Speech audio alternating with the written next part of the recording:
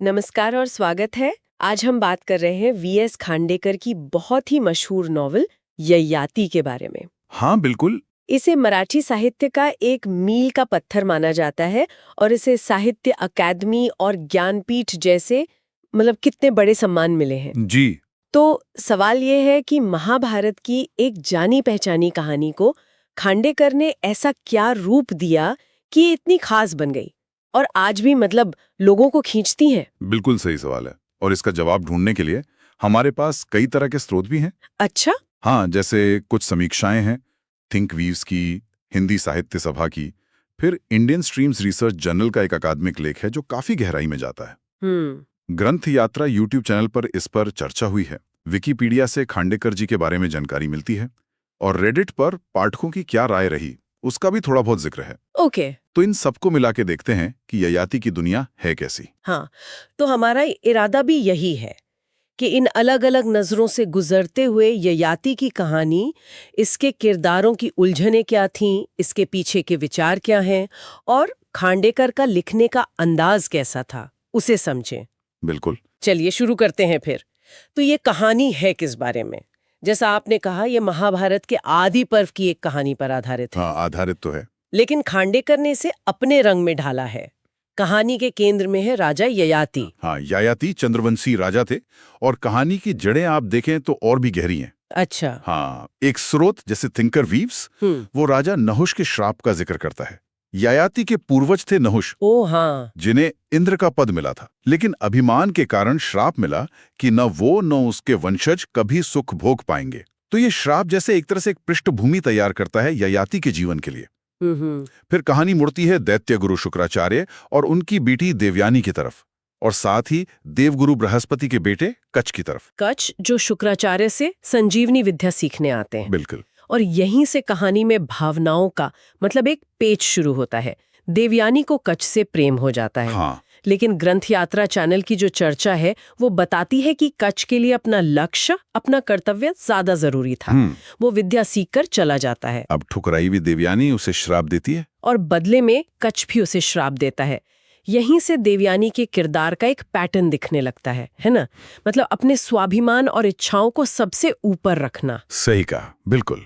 और फिर देवयानी की बचपन की सहेली दैत्य राजकुमारी शर्मिष्ठा। हाँ, शर्मिष्ठा। उसके साथ उसका झगड़ा होता है। हाँ। और गुस्से में शर्मिष्ठा जो है वो देवयानी को कुएं में धकेल देती है। हाँ। और यहीं राजा ययाति की एंट्री होती है। बिल्कुल। वो शिकार पर निकले थे, देवयानी को बचाते हैं और फिर हालात कुछ ऐसे बनते हैं कि उनका विवाह हो जाता है। लेकिन देवयानी बदला लेने के लिए शर्मिष्ठा को दासी बना के हस्तिनापुर ले आती है। हाँ, और यहीं से असली ड्रामा शुरू होता है। सही कहा। यहीं से कहानी का दिल धड़कना शुरू होता है एक तरह से। ययाति का मन जो है वो देवयानी के अक्खड़ और अधिकार जताने वाले स्वभाव से भर जाता है।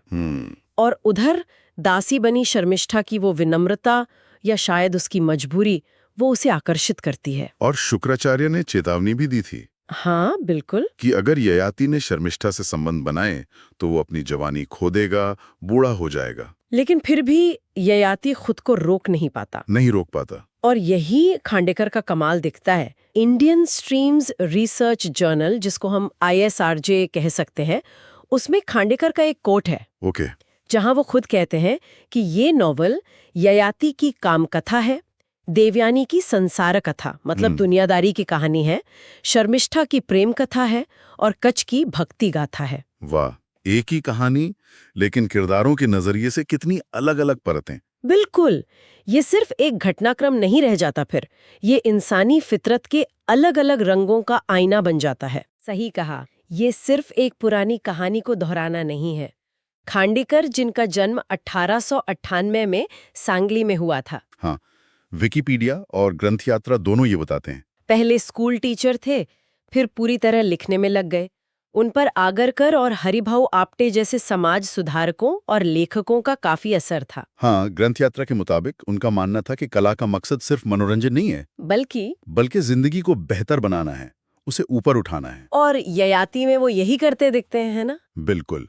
इन पौराणिक किरदारों के मुखौटे के पीछे वो असल में हमारे आपके जैसे इंसानों के मन की गहराइयों को खंगाल रहे हैं। इच्छाएं, कमजोरियां, सपने, डर, ये सब इन किरदारों में जिंदा हो उठते हैं।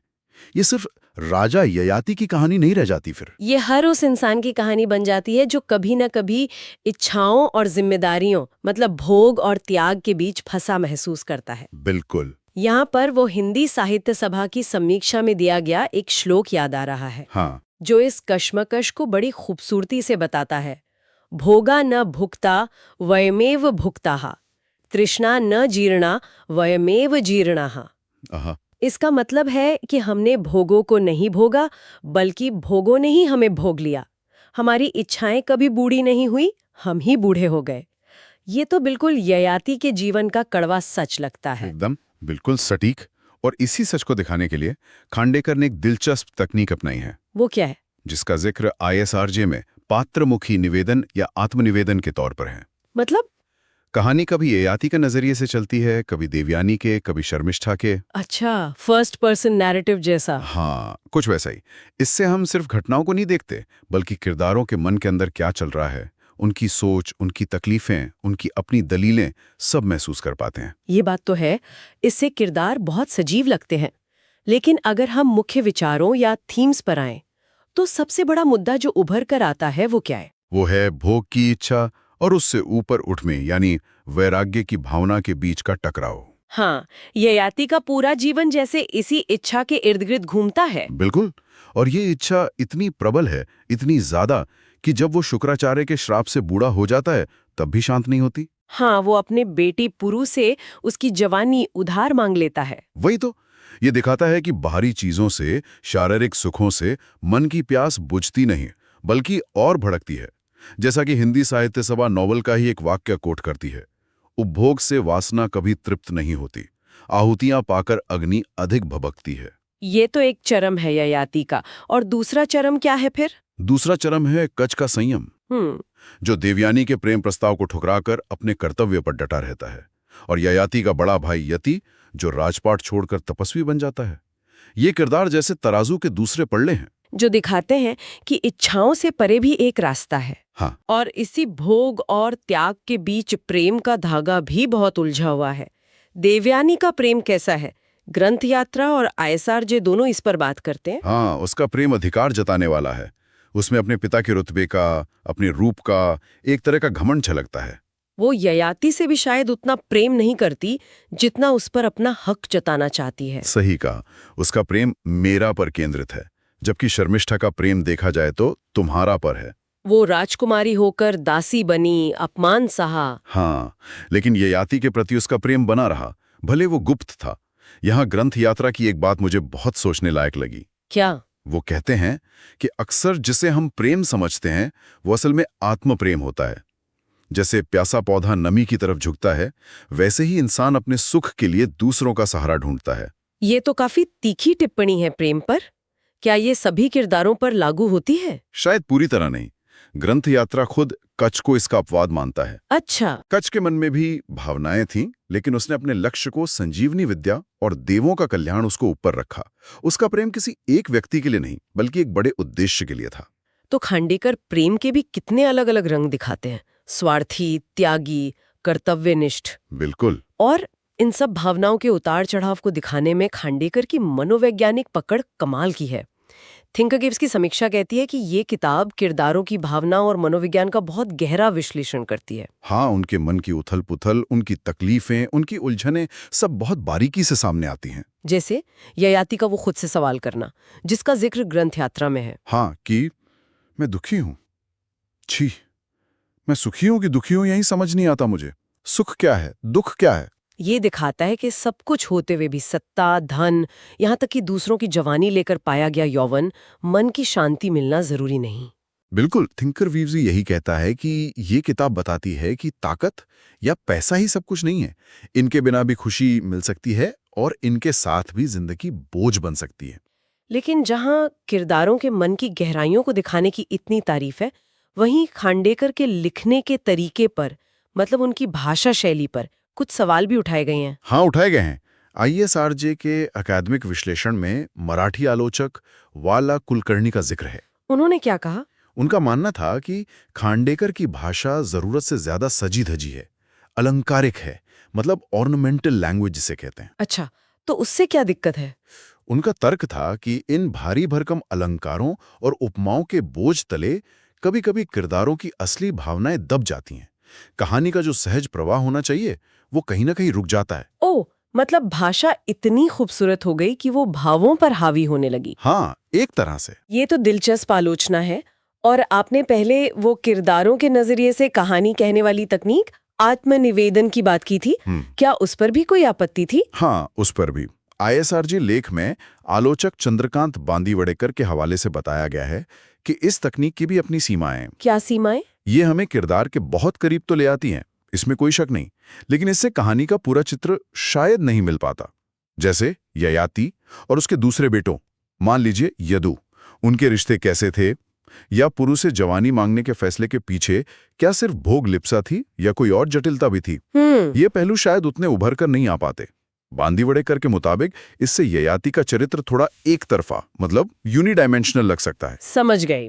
तो मतलब ये कि हर तकनीक की अपनी खूबी और खामी होती है। बिल्कुल। लेकिन इन आलोचनाओं के बावजूद ये तो मानना पड़ेगा कि ययाति ने मराठी साहित्य पर और पाठकों पर बहुत गहरा असर छोड़ा। इसमें कोई दो राय नहीं। जैसा हमने शुरू में कहा था, इसे 1960 में साहित्य अकादमी पुरस्कार मिला और फिर 1974 में ज्ञानपीठ पुरस्कार। हाँ, और खांडेकर ये सम्मान पाने वाले पहले मराठी लेखक बने। विकिपीडिया भी ये जानकारी देता है। और उन्हें पद्म भूषण भी मिला। जी हाँ, पुरस्कार तो इसकी अहमियत का एक संकेत है ही, लेकिन असली बात यह है कि ये किताब आज भी उतनी ही प्रासंगिक क्यों है। हाँ, ये महत्वपूर्ण है। हिंदी साहित्य सभा और ग्रंथ यात्रा दोनों इस बात पर सहमत हैं कि ये उन बुनियादी सवालों से जूझती है जो इंसान हमेशा से पूछता आया है। जैसे कि खुशी क्या है, इच्छाओं का क्या करें, प्रेम का असली मतलब क्या है, जिंदगी का मकसद क्या है। ये सवाल तो कभी पुराने नहीं होते। सही बात है। ग्रंथ यात्रा की चर्चा में एक वक्ता डॉक्टर रेखा जगनाड़े कहती हैं कि ये आज की उपभोक्तावादी पीढ़ी, चंगड़वादी आधुनिक पीढ़ी उन्होंने कहा था। हाँ, मतलब मौज मस्ती में डूबी पीढ़ी, उनको भी सोचने पर मजबूर करती है। बिल्कुल। क्या असली खुशी चीजों को भोगने में है, जैसा ययाति सोचता था, या त्याग में, जैसा यति ने किया, या फिर प्रेम के किसी और रूप में, जैसा शर्मिष्ठा या कच्छ के जीवन में दिखता है? बिल्कुल। ये किरदार और उनकी जो परिस्थितियां हैं वो हमें आज भी अपने आसपास दिख जाती हैं। सत्ता और सुख के पीछे भागता ययाति, अहंकार और असुरक्षा में फंसी देवयानी, सब कुछ सहकर भी प्रेम करने वाली शर्मिष्ठा, संतुलन साधने की कोशिश करता कच्छ, ये सब आज के समाज के भी हिस्से हैं। हाँ, ये बात सही है। और यही इसे क्लासिक बनाता है, जो समय के साथ पुराना नहीं होता। तो कुल मिलाकर ये साफ है कि ययाति सिर्फ महाभारत की एक कहानी को फिर से कहना भर नहीं है, ये उससे कई ज्यादा है। बहुत ज्यादा। ये इंसानी फितरत, उसकी कभी ना खत्म होने वाली इच्छाओं, प्रेम के अलग अलग मतलबों और जिंदगी के मायने की तलाश का एक बहुत गहरा मनोवैज्ञानिक और दार्शनिक सफर है। बिल्कुल। खांडेकर ने पुराने पात्रों के जरिए ऐसे सवाल उठाए हैं जो हमेशा नए बने रहते हैं। हाँ, ये नॉवल हमें एक तरफ ययाति की अतृप्त इच्छाओं का चरम दिखाता है, बेटे की जवानी लेकर भी संतुष्ट नहीं होता, और दूसरी तरफ कच्छ की अनासक्ति और कर्तव्य निष्ठा का आदर्श। अब यहाँ एक सवाल मन में आता है, क्या? जिस पर शायद ये स्रोत सीधे तौर पर बात नहीं करते, लेकिन जिसकी तरफ इशारा जरूर करते हैं। क्या जीवन में सच्चा संतोष पाने का रास्ता सिर्फ कच्छ की तरह पूरी तरह से अनासक्त हो जाने में ही है? मतलब क्या सिर्फ वैराग्य ही उपाय है? हाँ, या फिर इन किरदारों के उलझे हुए जीवन, उनकी इच्छाओं, उनके प्रेम, उनकी जिम्मेदारियां, उनकी पीड़ा, इनके बीच संतुलन का कोई रास्ता मुमकिन है? कोई ऐसा मध्य मार्ग जिसे शायद ययाति, देवयानी या शर्मिष्ठा अपनी मजबूरियों या अपनी फितरत के चलते ढूंढ नहीं पाए या अपना नहीं सके? बिल्कुल। ये सवाल खांडेकर हमारे लिए छोड़ जाते हैं सोचने के लिए।